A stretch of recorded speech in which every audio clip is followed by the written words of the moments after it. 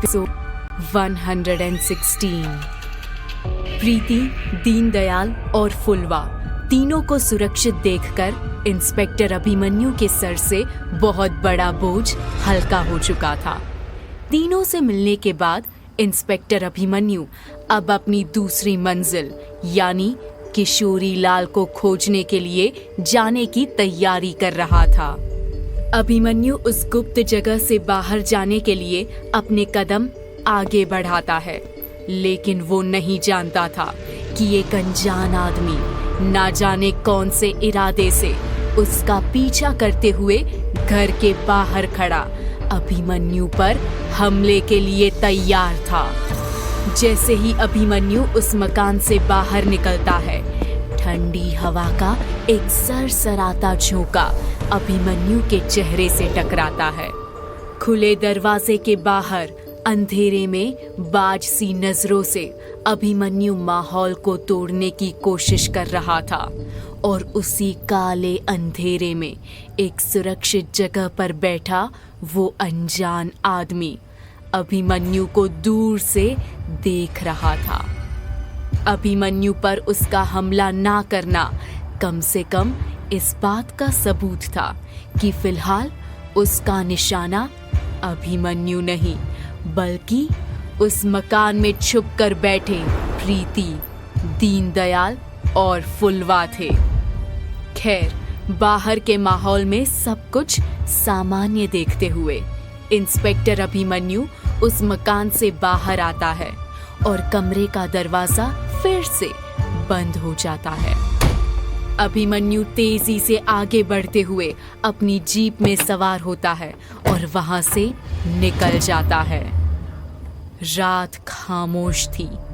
अंधेरे में बैठा शख्स अंधेरे से बाहर आता है और दबे पांव उस मकान की तरफ आगे बढ़ता है और जाकर दरवाजे पर दस्तक देता है। दूसरी तरफ घर में अंदर बैठे दीनदयाल और प्रीति सोच रहे थे कि चंद मिनट पहले ही अभिमन्यु वहां से जा चुका है और उस गुप्त ठिकाने का पता अभिमन्यु के अलावा किसी को पता भी नहीं था।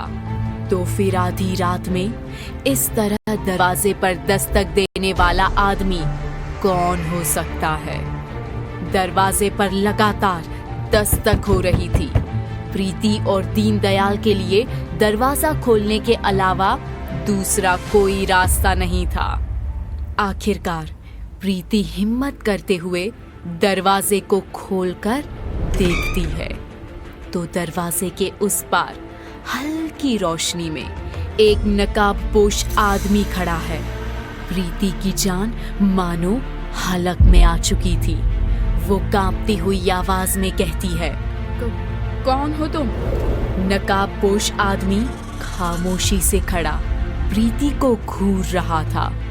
तभी अंदर खड़ा दीनदयाल एक लाठी लेकर दरवाजे पर पहुंच जाता है और हिम्मत दिखाते हुए कहता है, देख, तू जो भी है चुपचाप यहाँ से चला जा, वरना तेरी हड्डियों का चूरमा बना दूंगा। इससे पहले कि दीनदयाल आगे कुछ बोलता, नकाबपोश आदमी अपनी कमर में से पिस्तौल निकालकर दीनदयाल के सामने तान देता है और प्रीति दीनदयाल को घर के अंदर चलने के लिए इशारा करती है। प्रीति और दीनदयाल उस नकाबपोश आदमी की बात को मानते हुए उल्टे कदमों से घर में अंदर की तरफ बढ़ते हैं और वो नकाबपोश आदमी घर के अंदर आकर दरवाजा बंद कर देता है।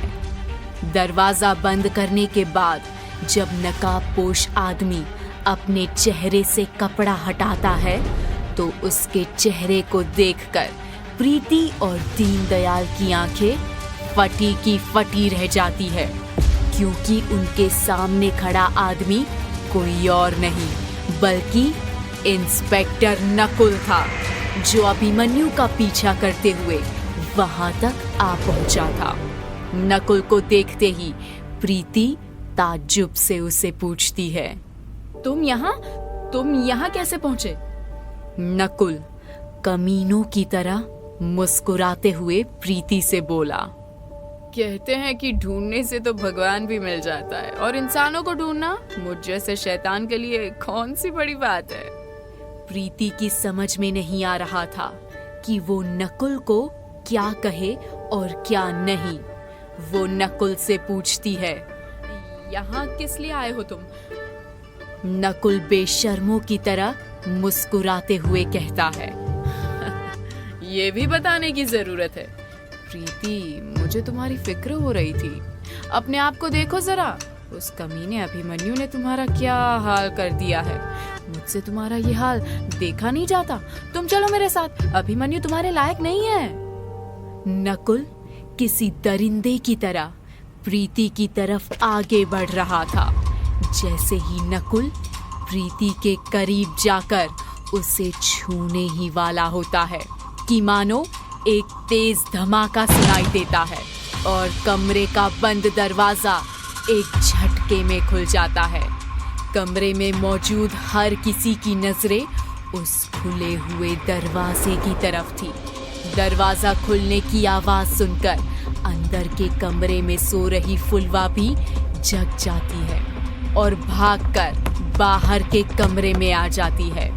घर का दरवाजा टूट चुका था और दरवाजे पर गुस्से में लाल आंखें और चेहरे पर खौफनाक सख्ती लिए इंस्पेक्टर अभिमन्यु खड़ा था। अभिमन्यु को देखकर नकुल को अपनी आंखों पर यकीन नहीं हो रहा था। इस तरह अभिमन्यु को अपने सामने खड़ा देखकर वो बौखलाते हुए कहता है, तुम वापस कैसे आ गए? इंस्पेक्टर अभिमन्यु अपने कदम घर के अंदर की तरफ बढ़ाते हुए कहता है, जिसके पीछे तुम्हारे जैसा आस्तीन का सांप पड़ा हो, तो मेरे जैसा आदमी लापरवाह कैसे हो सकता है? तुम्हें क्या लगता है तुम मेरा पीछा करते करते यहाँ तक पहुँच जाओगे और मुझे पता नहीं चलेगा? अरे बेवकूफ, अभिमन्यु नाम है मेरा। 4 आंखें हैं मेरी, 2 आगे और 2 पीछे। दरअसल जब से नकुल अभिमन्यु का पीछा कर रहा था, तभी से अभिमन्यु को शक हो गया था कि नकुल उसका पीछा कर रहा है। अभिमन्यु जानबूझकर उसे अपने पीछे पीछे यहाँ तक ले आया था ताकि उसे ये महसूस करवा सके कि नकुल कितना बड़ा बेवकूफ है। अभिमन्यु को अपने सामने देखकर नकुल अपना आपा खो देता है और गुस्से में अभिमन्यु पर हमला कर देता है। अभिमन्यु और नकुल मानो एक दूसरे के खून के प्यासे थे, लेकिन अभिमन्यु की ताकत और गुस्से के सामने नकुल की सारी हेकड़ी बाहर आ चुकी थी। अभिमन्यु लगातार नकुल को उठा कर पटक रहा था। बेचारा नकुल आया तो था प्रीति को बहला फुसलाकर अपने साथ ले जाने, लेकिन अब वो अपने साथ शायद अपनी ही टूटी फूटी हड्डियां लेकर जाने वाला था। एक तरफ अभिमन्यु और नकुल के बीच हाथपाई हो रही थी, वहीं दूसरी तरफ सोनिया सरपंच के घर में उस बंद कमरे में छुपी हुई औरत के बारे में पता लगाने की तैयारी कर रही थी। सरपंच के बड़े से घर में सन्नाटा छाया हुआ था। रात के तकरीबन 2 बज रहे थे। सोनिया धीरे से अपने कमरे का दरवाजा खोलती है और धीरे धीरे उस कमरे की ओर बढ़ती है जिस कमरे में वो लाल साड़ी वाली रहस्यमयी औरत रहती थी। सोनिया दबे पांव खामोशी से आगे बढ़ ही रही होती है कि तभी उससे एक बगल वाले कमरे की तरफ से एक अजीब सी आवाज सुनाई देती है।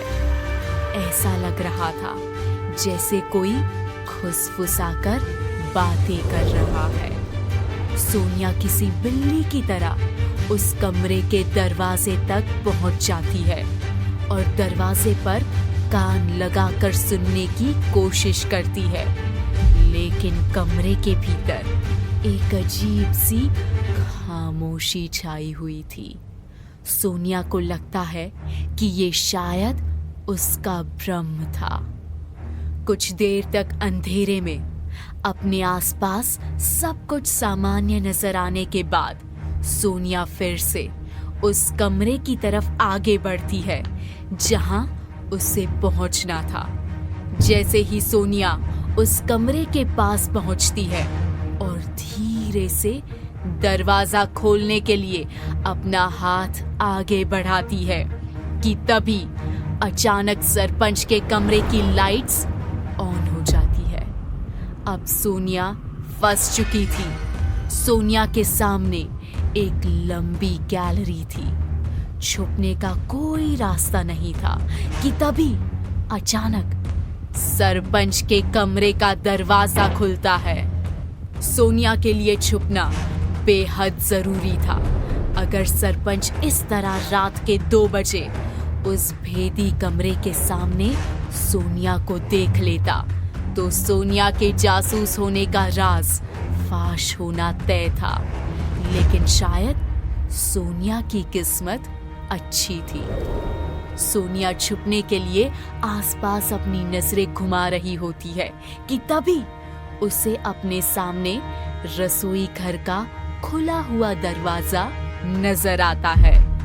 बिना एक पल भी गवाए सोनिया नागिन की तरह जमीन पर रेंगते हुए रसोई घर के दरवाजे के भीतर समा जाती है। सोनिया एक मंजी हुई जासूस थी और साथ ही फुर्तीली भी थी।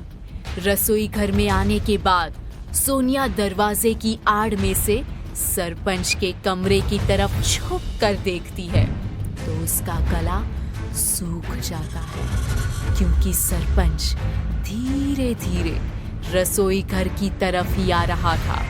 सोनिया मन ही मन सोच रही थी कि अगर गलती से सरपंच रसोई में आ गया तो सोनिया का भेद सरपंच के सामने आना तय है। क्या सोनिया पकड़ी जाएगी? अगर सोनिया पकड़ी जाती है तो सरपंच उसके साथ कैसा सुलूक करेगा? क्या सोनिया उस भेदी कमरे का राज जान सकेगी?